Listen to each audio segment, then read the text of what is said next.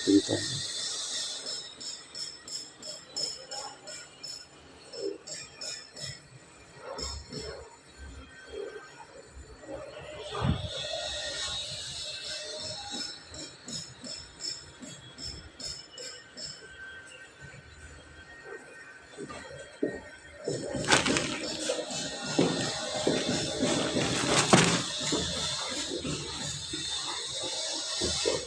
Plywood po siya.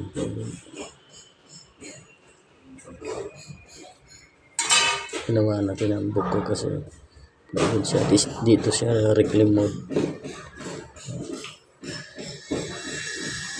Ginawaan ko ng paraan na parang magmukhang kahoy. Dito siya reclaim mode mga kapinta. Wala akong brush na malaki kaya maliit lang na brush ang gamit ko.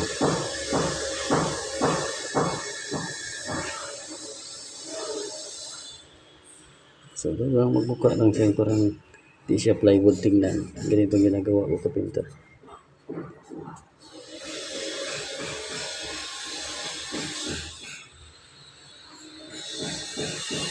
Kailangan na mag-dark ang